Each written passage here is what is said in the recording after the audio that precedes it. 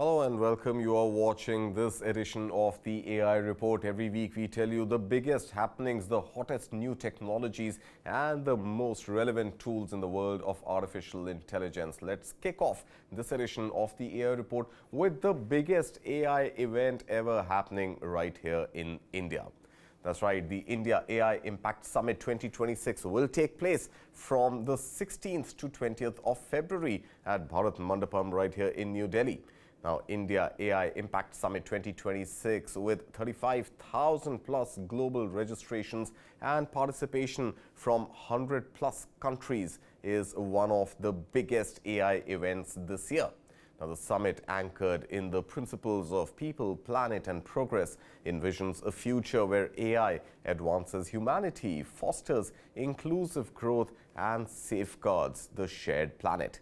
Now, AI for People, Planet and Progress, the upcoming AI India Impact Summit is the first ever global AI summit to be hosted not just in India but in the global south. The summit has drawn immense global attention and interest. Close to 15 to 20 heads of government, over 50 international ministers and more than 40 Indian and global CEOs are expected to attend the summit. Now, the theme of the summit is Sarvajan Hitya, Sarvajan Sukhya, which means welfare for all and happiness for all, and is based on 3 sutras or guiding principles: people, planet and progress. And in total, it will focus on what the government calls 7 chakras. Now, these 7 chakras are chakra number 1, human capital. The focus on preparing people for an AI-driven future of work. It aims to promote fair skill development, inclusive workforce transitions, and equal access to new opportunities created by artificial intelligence. Next up is chakra number 2, inclusion for social empowerment. Now, the focus here is on building AI systems that are inclusive by design. The goal is to empower diverse communities and ensure fair representation across societies. Move on now to chakra 3, safe and trusted artificial intelligence. Now, this chakra looks at building trust in AI. It seeks globally trusted systems based on transparency, accountability, and shared safeguards that support responsible innovation. Next up is chakra number 4, as simple as that, science. Now, this group explores how AI can accelerate scientific research. It focuses on strengthening global scientific collaboration and turning breakthroughs into shared progress. The next up is chakra 5, resilience, innovation and efficiency. The emphasis here is on sustainable AI systems. This includes energy efficient technologies, responsible use of resources and AI solutions that support climate resilience. Next up, chakra number 6, democratizing AI resources. Now, this chakra promotes fair access to foundational AI tools and infrastructure. The aim here is to enable inclusive innovation and sustainable development. And finally, chakra 7, AI for economic development and social good. This final chakra focuses on using AI to boost productivity, innovation and inclusive growth across economies and societies. Now, through these 7 chakras, India aims to help shape global AI standards while also solving challenges here at home. The summit's outcomes are expected to guide policymakers, investors and industry leaders in coming years. The summit is based on 3 main principles called sutras, which guide global cooperation on AI. People focuses on human-centered AI that protects rights, builds trust, improves access to services and ensures everyone benefits. The next sutra, planet, supports environmentally friendly AI by encouraging energy-efficient systems, responsible use of resources and AI solutions that help fight climate change. The final sutra, progress, promotes inclusive economic and technological growth through innovation, skill development and the use of AI to support overall development. So all eyes are on the India AI Impact Summit 2026, likely to be the biggest headline maker in the coming week for artificial intelligence. And of course, a lot of startups likely to present their ideas, a lot of new innovations likely to surface, and of course, dialogue between global tech leaders and their Indian counterparts, all in a bid to promote the India AI story, which rests at the cusp of growth and inclusion for all. Well, with that, we will slip into a very short break, but coming up on the other side of the break, we will discuss something else, something really big that happened in the world of artificial intelligence in the week gone by, and that was to do with social media. Social media platforms are now mandated to include AI labels. And anytime the government mandates AI-related content should be taken down by social media firms in not more than 3 hours. And in the case of sexually explicit content, the window has been dropped to just 2 hours. How is this going to pan out? What is the angst of tech platforms? And what are the likely legal consequences of failing to comply? We'll get you answers to those questions on the other side of the break. You're watching the AI Report.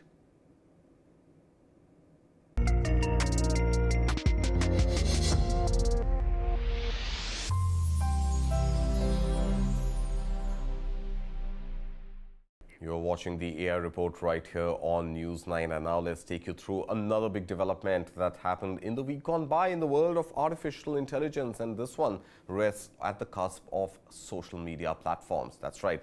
The government in the week gone by tightened India's IT rules to crack down on misuse of artificial intelligence on social media platforms, including X, Facebook, Instagram, as well as YouTube, mandating takedown of unlawful content within just 3 hours and compulsory labeling of all AI-generated or what is called synthetic content.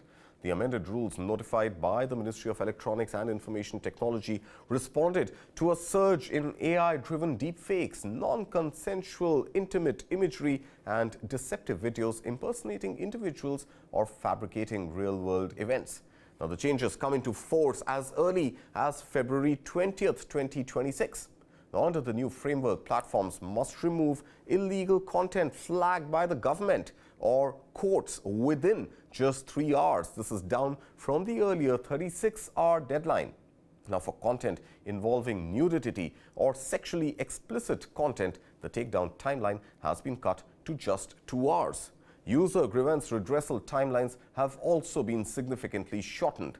Now, intermediaries or platforms like Facebook, Instagram, X, or even YouTube are also required to deploy automated tools to prevent the circulation of illegal, deceptive, or sexually exploitative AI content, including child abuse material, impersonation, false documents, or non-consensual imagery. Moreover, these platforms must require users to declare whether content is AI generated and verify such declarations before the content gets published. Now, the rules place accountability not only on platforms but also on AI tool providers such as ChatGPT, Grok, and Gemini. Serious AI-related violations, including those involving child protection or criminal offences, must be reported to authorities. The amendments follow heightened scrutiny of generative AI after controversies around Elon Musk's own Grok, which was accused of enabling the creation of obscene and non-consensual images. Remember, earlier this year, MeitY directed X to remove unlawful content generated by the chatbot or face legal action. Now, failure to comply with the new due diligence requirements could result in platforms losing their safe harbor protection under Indian law. Now, let's put all of this into perspective. What does this mean for social media platforms? What does it mean for users of social media platforms, as well as what are the legal implications if platforms fail to comply? Kapil Chaudhary, partner at Denton Link Legal, joins us to break down this huge development, one would call it. Kapil, thank you so much for your time. Just break it down. First up, is 3 hours enough time for social media platforms to act on a government directive? And does the timeline of AI labeling by the 20th of February make sense from a timeline perspective? Thank you, Kartik. And as you rightly laid the context, and thank you for inviting me on the program. So I think this change is fairly unprecedented. We've seen a dramatic shift in obligations of intermediaries, especially significant the SSMI, the significantly the users with the platforms with more than 5 million registered users, they face the highest tier of obligations. And I think if you do like a rule by rule comparison to the previous timelines, and I'll quickly walk you through that, which is and having I've also served as general counsel with Twitter in my earlier roles before moving back to private practice. So this is a significant change. What it essentially means is that platforms will now have to remove or disable access to unlawful information. Earlier, the timeline was upon receiving actual knowledge through a court order, which was 36 hours, or being notified by law enforcement. Now the new timeline is 3 hours. As you rightly said, if earlier the timeline for resolving user requests for removal of illegal content was 72 hours, now the new timeline is 36 hours. And similarly, the takedown requirement for images depicting a user in sexually explicit conduct or CSAM is from 24 hours, now it's reduced to 2 hours. Now, what this does is this raises multiple concerns, right? Firstly, this undermines legitimate speech. So what this shortened window does is it effectively eliminates the time available for contextual review and fact checking. Now, All right. remember, all platforms, namely Meta, the YouTubes, and the Twitters of the world, they obviously deploy content monitoring tools. And now what's going to happen is with this shortened window, which is almost impossible to meet, they will have to prioritize speed to maintain their safe harbor protection. So Okay. this kind of limits a case by case evaluation. What Just break down, also Kapil, is leading. for our viewers, Kapil, if I can request you to break down this safe harbor protection. What is the safe harbor protection? How have social media platforms been using this safe harbor protection? And overall, take this conversation forward in terms of how users can also have their grievances redressed faster. Absolutely, Kartik. So, I'll give you the example of a safe harbor protection. Now, what happens is platforms which are essentially intermediaries, which is, Facebook, the YouTubes of the world, the Metas of the world, they enjoy in law what is called a safe harbor protection under Section 79 of the IT Act, which basically means that they are not responsible for the content on their platform as long as they've carried out adequate due diligence, because they are basically it's the equivalent of the intermediary as a pipeline. So they are typically like a postman who does not know what the letter contains and should be insulated from liability. Now, Mhm. what the amended rules effectively now do is they're asking the postman to open the package and examine its contents and make legal determinations about its lawfulness. Mhm. Now, what this does really is that this profoundly shifts the liability framework from a reactive knowledge-based liability, which is from the Shera single case onwards, to proactive monitoring-based liability, which therefore has far-reaching implications for platform businesses as well as user rights. All right. Now, talk to us Now, about getting. the consumer angle to this, Kapil, which is absolutely critical in case a consumer was to discover his or her image being used without consent, or potentially discovering content which is either not AI labeled or is inciting emotions which are unwarranted. What can consumers do? Absolutely, Kartik. So, Kartik, now, every platform has what is called a grievance redressal mechanism, right? Right. So, to the law, the platforms are required to appoint grievance officers, they are required to be notified, and all of these channels have an intake mechanism. So, let's say if you find something offensive on YouTube or X, you're supposed to raise a complaint to the grievance officers, who will now have to obviously act within a very compressed timeline. Mhm. Earlier, the time 15 days. Now the users will have 7 days to get their grievances addressed. Okay. Now, remember, there are also multiple other options available to users. If the platform does not redress this grievance or does not remove or disable access, you can either go and approach the court, or you can also file a complaint to MeitY. and the MeitY continuously monitors these user grievances, and they actually call the grievance officers of these platforms. There is a regular meeting which the MeitY does, and they actually call out all these cases of non-compliance. And also, the platforms are required under law to file monthly reports on how much of this content they have taken down on a month-to-month basis. All right. Now, Kapil, I also want to, interject at this point and understand from you that what are the kind of legal consequences if platforms fail to comply, number one. And number two, are we likely to see platforms oppose this directive? Are we likely to see some litigation going forward?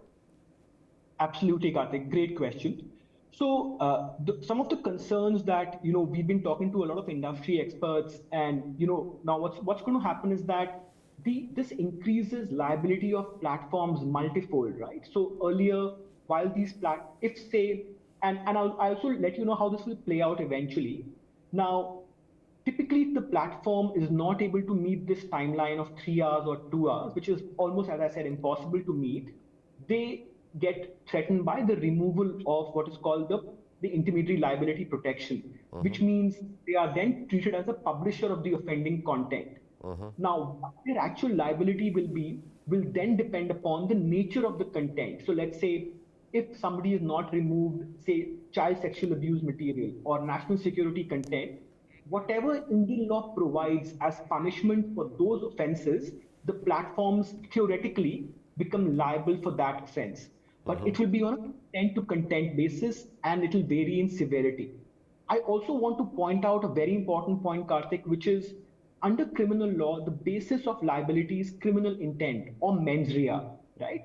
Now, this raises a very fundamental question, which is once these intermediaries and these platforms, by merely failing to comply with the takedown timeline requirement, do they really have a mens rea or a criminal intent? Because that is the basis for Indian courts to apportion liability on these platforms. So, it kind of raises multiple questions, but the main impact of these rules, these amendments, is that there is a fundamental conceptual shift from the original intermediary liability paradigm itself, from a pipeline to now a content policer.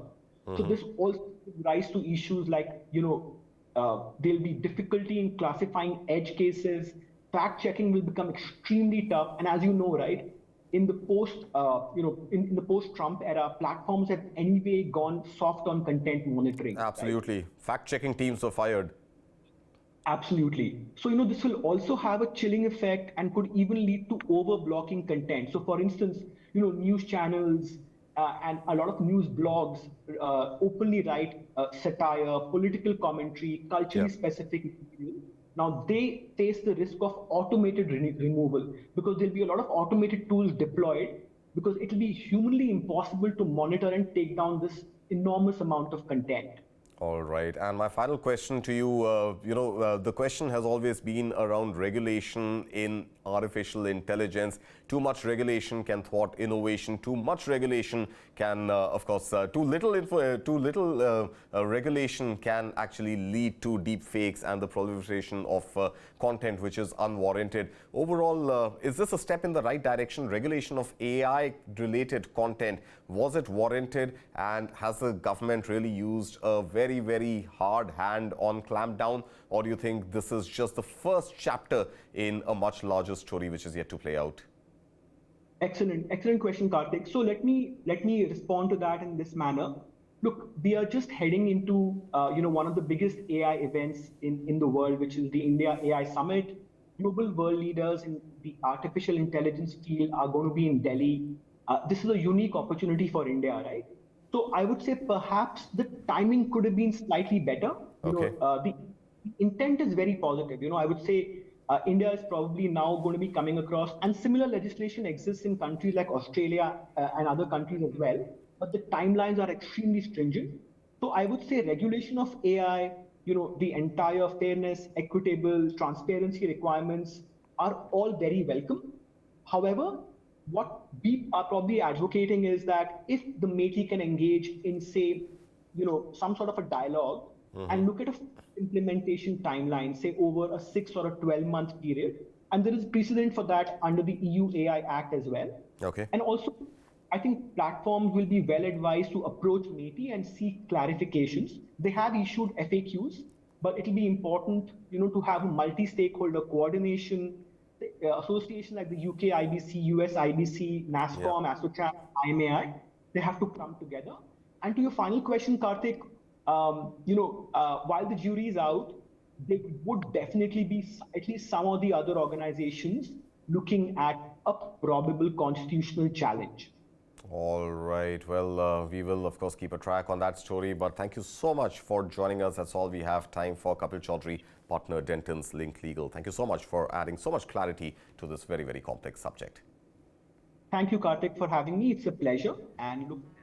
And with that, we will slip into another very short break. But coming up on the other side, you would have definitely heard of BiteDance, the makers of TikTok.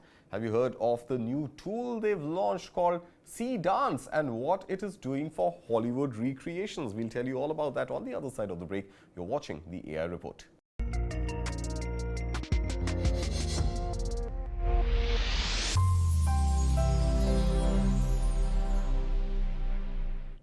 You're watching News 9. This is the AI Report. Now, I'm pretty sure I don't need to introduce the Chinese tech giant by the name of BiteDance. Of course, you remember BiteDance from the TikTok revolution it caused in social media. But there's another revolution in the making, and look at those visuals on your screen. This is not the real Tom Cruise and the real Brad Pitt fighting each other on a rooftop. This is all AI generated. That's right. BiteDance has introduced something called Seedance version 2.0. It's a video generation model which has gone absolutely wild on virality all across social media.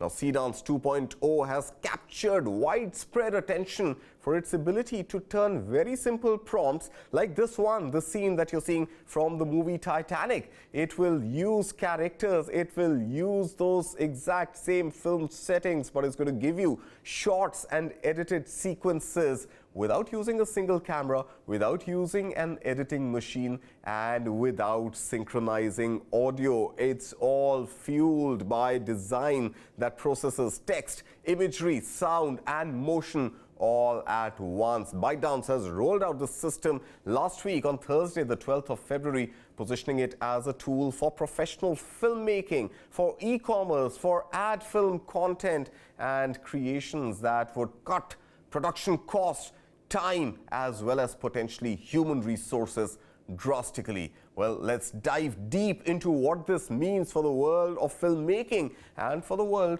of filmmakers, as well as those stars like Keanu Reeves and Tom Cruise now fighting in that make-believe sequence. Well, let me introduce our guest on the show this episode and this segment on Seedance 2.0. My colleague Amit Kumar Ranjan, executive editor, News 9, joins me. Amit, what a fascinating story. I mean, look at those visuals. Who would be able to say that these have been made without a camera, without a director, without an editing machine, and how real they look? There was a phrase I had heard a long time ago, magnitude's mind-boggling. They are the top stars of Hollywood. They are doing sequences that would cost Martin Scorsese millions of dollars to recreate, and it's just a prompt. Yeah, it's just a prompt, but how does this really pan out from here, Amit? Because it's going to be mighty easy to replicate images of Tom Cruise or Keanu Reeves or Brad Pitt or whoever not, and adapt it in settings already seen in films before. Overall, what does this mean for the future of filmmaking? Because while we understand costs are likely to come down drastically, there are bound to be copyright issues. There are bound to be sort of, actors filing patents for their voice, for their face to be used in content like this. How I see it is, while there'll be a whole lot of new world of patents that will happen, what will also play out big is the dark web, where you'll probably see parallel cinema coming up, where where people who do not have the money will be making movies, and some of movies, if they have very good scripts, may be very, very good movies, and they will be circulating only in the dark web to avoid all legal hassles. Yeah. So that is the duality that may play out in the times to come. Of course, the world of patents is going to go another level altogether. Okay, all right. Well, you remember the dramatic exercise we saw by way of strikes in Hollywood all of 2024, in fact, towards the end of 2024 and some part of 2025. The concern, Amit, really, with that Hollywood strike was the fact that AI is going to take away jobs. You will not need script writers. You will not need, you will not read graphics, motion designers. You will also not potentially need editing tools. Now, that strike had led to dramatic delays in Hollywood production and also impacted, some would say, the timeline and even the quality of the films that released subsequently. But here, we are seeing artificial intelligence is back, and how? What happens to Hollywood workers, Bollywood workers, Tollywood workers, and all the woods? Are they likely to be in the woods for the foreseeable future and potentially for eternity? Two parts. What happened with book writing, that if you, there are laws that quite a few countries are implementing, that if you're writing a book using ChatGPT or something, you have to say so. So some people, and we humans... How does it matter? I'm going to make a film using these synthetic characters and put a label, this film has been made using artificial intelligence. Yeah, if it's as gripping, if the story is great, if the action sequences are great, if the faces are credible, recognizable faces, I think my movie is going to do wonders. Yeah, but we still buy tickets on names. Martin Scorsese made this movie. Christopher Nolan made this movie. So Those what is names, stopping Martin Scorsese, Christopher Nolan actually writing those prompts and really getting that copyright from these celebrities and producing films using AI? Would they want to dilute their craft? Because Christopher Nolan is still shooting on film. Or enhance their craft using artificial intelligence. Yeah, so that's the point of view. Like Christopher Nolan, he has not gone digital. So maybe some of them will, some of them will not. But human tendency is I still would want to see an actual Brad Pitt and an actual Tom Cruise. If I know this is not actual, I may not buy the ticket. I'll wait for the Netflix release. All right, let's hope for the sake of Tom Cruise and Brad Pitt, the real ones, that Amit Kumar Ranjan is right, and the audience is going to react almost exactly the way that Amit says he would react. But that's all we have time for. Massive disruptions in the world of AI, and right here on the AI Report, we track them for you week after week. Thank you so much for tuning in. Keep watching News 9.